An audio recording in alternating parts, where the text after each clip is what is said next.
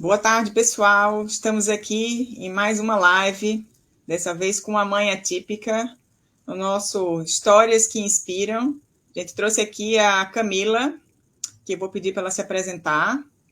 E já queria, Camila, te agradecer por ter aceito o convite, né, para fazer parte dessa live e compartilhar as suas histórias. Então, vai ser um bate-papo muito tranquilo, que eu tenho certeza que você vai contribuir muito com as suas histórias aqui, com a nossa jornada.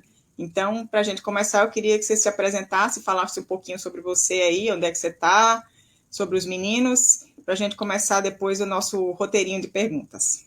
Ok, muito obrigada a você. Então, meu nome é Camila, eu sou mãe da Olivia e do Vinícius, são crianças atípicas. A Olivia, ela tem o diagnóstico de altas habilidades, e também investigamos para outras coisas que ainda não fechamos diagnóstico. E o Vinícius, ele tem superdotação também e o TDAH, e os dois possivelmente têm, ainda não diagnosticado, como é que chama? Um transtorno de processamento sensorial. Uhum. Eu morava no Brasil até pouco tempo e agora a gente está morando aqui nos Estados Unidos, na área de Los Angeles. Joia. Então vamos começar aqui as nossas perguntas. Se o pessoal quiser perguntar alguma coisa, é só colocar lá no chat. A gente depois faz a pergunta aqui para Camila. Então, Camila, você poderia compartilhar um pouco sobre o momento em que você percebeu que a sua jornada como mãe ela seria um pouco diferente do esperado? Olha, na verdade, meus filhos têm 3 anos de diferença, né? Então, a Olivia é de 2010 e o Vinícius é de 2003. A primeira vez que eu senti que poderia ser diferente foi na gravidez do meu filho, né? Quando eu estava grávida, eu fiz aquele exame de translucência nucal e o exame deu alterado, né? Então, ali já se pintou uma possibilidade de que ele poderia ter alguma síndrome, alguma outra coisa. E eu fiquei sem saber durante a gravidez inteira. Então eu meio que tentei me preparar para qualquer coisa, né? Porque eu ainda não tive uma experiência muito boa com a médica, então ela me assustou bastante, não me senti acolhida. E então eu tive que ir sozinha, internalizei tudo aquilo ali, ver como que eu ia lidar com tudo aquilo. E só mais tarde eu fui perceber que acabou gerando um trauma em mim, né? Que eu não sabia como lidar e tal. No final das contas, quando ele nasceu, ele não tinha nada, estava tudo certo. Mas eu passei 9 meses, não, 7 meses me preparando, né, para alguma coisa que eu desconhecida, eu não sabia o que que Uhum. era, né? E o diagnóstico dele, eu posso dizer que ele sempre foi uma criança, como eu já tinha a Olivia, e a Olivia era a minha única referência, para mim era aquilo ali era normal, era o que toda criança era, né? Pra gente era normal. As coisas que ela falava, as coisas que ela fazia, as coisas que ela sentia, principalmente. E aí, quando veio o Vinícius, ele era diferente dela, né? Os dois têm os diagnósticos, mas eles são diferentes nas peculiaridades deles e nos desafios também. Então, eu senti que quando o Vinícius chegou numa idade ali que comecei ali pelos 3 aninhos que eu comecei a perceber que talvez não fosse tão normal, né? Digamos entre aspas. Entendi. E da Olivia, você só mais tarde que começou essa percepção de que ela talvez fosse diferente.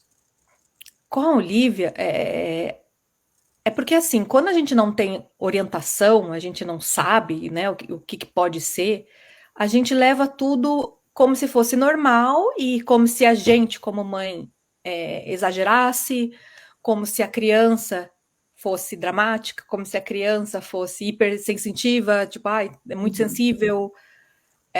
Então, sempre esteve ali. Mas o que mudou foi o meu modo de encarar, né? Foi Perfeito. exatamente. Então, durante muito tempo, foi uma coisa assim que me exauria mentalmente. Eu achava que o problema era comigo, os desafios eram comigo, ou então era com ela. Então, e eu só fui. realmente ver que talvez não era normal depois que eu descobri o do caçula, entendeu? Porque o do caçula, os sintomas, digamos assim, dele eram mais fortes, eram mais característicos. O dela era muito fácil de confundir Passar com despercebido. com birra, sabe, com sensível demais, enfim. E então o dela foi um pouquinho mais para frente. Eu falei, nossa, peraí, não, acho que Aqui também não é tem bem algo. assim. Uhum, perfeito. E quais foram, Cami, os maiores desafios que você enfrentou no início ao descobrir o diagnóstico deles? Foi encontrar apoio e medidas que a gente poderia aplicar no concreto, né? Então, por exemplo, ajuda da escola. As escolas não estão preparadas para lidar com crianças superdotadas. Elas até conseguem lidar com mais facilidade com as crianças que têm uma deficiência, né? Por exemplo, uma criança que tenha o TDAH, eles sabem lidar mais do que uma criança com superdotação, né? E a Olivia não tem TDAH, somente o Vinícius. E eu só fui descobrir o TDAH dele, só consegui fechar um diagnóstico do TDAH dele em dezembro, né? Agora. Então, ele já está com 11 anos, né? Ele estava com 10. Então, ele já está com 11 anos. Ele foi diagnosticado com a superdotação com 5. Então, assim, foi um período... E, assim, não foi falta de questionamento meu. Porque ele sempre foi uma criança que você percebia que a energia dele, o comportamento dele não era uma coisa normal. E eu questionei pediatra. E a pediatra dizia que ele tinha saúde. Entendeu? E olha que eu admiro e respeito muito a pediatra deles, entendeu? Mas é que são coisas assim que passam muito desapercebidas, né? As pessoas não estão preparadas. Então, o meu desafio ali foi ir até a escola e falar: olha, ele não presta atenção, porque daí o que acontece? Ele se tornava uma criança problema na escola, né? Ele não conseguia prestar atenção, ele não parava quieto, porque daí junta os dois, né? Junta o TDAH com a superdotação. Então, a superdotação tem ali as características de tudo ser muito fácil, a criança acaba se tornando, se desinteressando pela escola, e aí tem vários caminhos, depende da personalidade da criança por onde ela vai, né? A Olivia, ela se retraiu, ela ficou na dela, ficou quietinha, e simplesmente parou de fazer lição, parou de prestar atenção, mas ela não atrapalhava ninguém, ela ficava no cantinho dela. O Vinícius não, o Vinícius não estava interessante, ele estava lá gritando, faça ser interessante. Ele corria dentro da sala, ele fugia para fora da sala, ele empurrava os amiguinhos, assim, não na violência, mas porque ele estava o tempo inteiro, sabe, não parava quieto. Agitado, sabe? Então, juntou esses dois, aí foi uma coisa explosiva, né? E eu lembro até hoje do primeiro feedback que eu tive da escola, assim que ele entrou na escola, ele tinha 2 anos. Ele entrou na escola. O primeiro feedback que a professora mandou foi: Vinícius prefere atividades que envolvam movimento. Tipo, ela super politicamente correta. Meu marido fala, é o jeito dela dizer, esse menino não para quieto, sabe? E então, quando a gente teve o diagnóstico fechado, a gente foi para a escola e pediu, olha, a gente precisa de um enriquecimento curricular. Eles nem sabiam o que era. Não sabiam, tinham boa vontade, foram atrás, mas na prática, também eu não posso culpar a escola, porque a gente, depois do diagnóstico, a gente ficou só mais 6 meses na escola. Mas nesses 6 meses, não teve, sabe? E na nova escola, que foi a Duo, a gente também não conseguiu, mas também teve um atenuante, que foi a pandemia, né? A gente chegou na nova escola, eles entraram em fevereiro, março, entrou a pandemia. E aí eu falei com meu marido, eu não vou exigir um enriquecimento curricular para o menino em pandemia, né? Já é difícil ter aula online.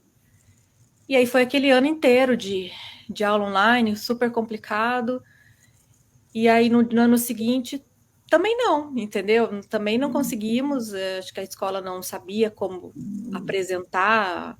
Eles já sabiam o que era, já tinham ouvido falar, eles tinham boa vontade, mas na prática não era feito. E ele não conseguia os dois, na verdade, eles não conseguiam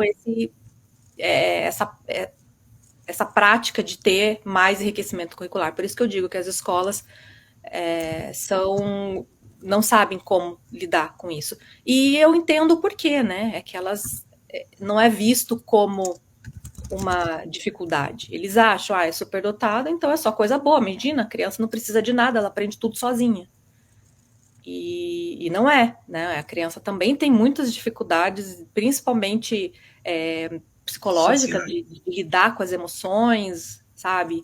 Questões sociais também, né? De relacionamento. Extremamente, sociais, completamente, os dois. Ele nem tanto, mas ela, principalmente, ela tem muita dificuldade social, sabe? E já, inclusive, a gente até pensou que talvez tivesse um autismo, talvez, mas a gente não fechou um diagnóstico que a gente confie, sabe, ainda. Então, também acho que entra a cultura, porque isso foi feito aqui, né? Então, a gente não... E assim, aqui eles têm programas, acho que no ensino, eu não sei direito ainda, não vou falar porque eu não sei direito. Uhum. Mas eles não estão nesse programa, porque não é um programa feito durante a aula, é extracurricular. Então teriam que ficar na escola mais. E para mim isso não resolve o meu problema, né? O meu problema é eles na escola. Então eu acabei deixando para lá e a gente vai fazendo o que pode. Falando em fazendo o que pode, como é que você encontrou apoio e força para lidar com as incertezas e as dificuldades do dia a dia, frente aí aos desafios dos dois? Foi sozinha, eu e meu marido, lendo muito sobre a condição deles, né, estudando.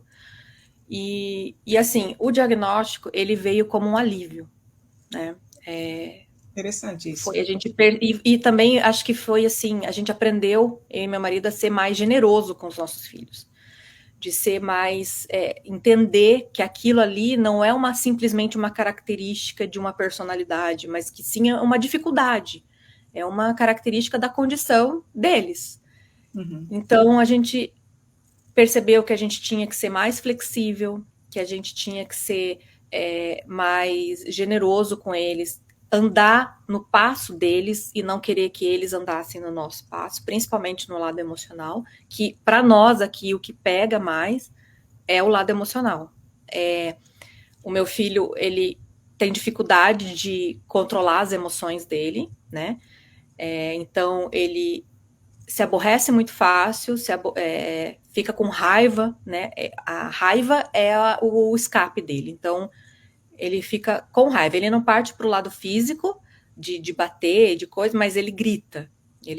Quando ele está frustrado, ele grita e chora. Chora muito. Minha filha, o lidar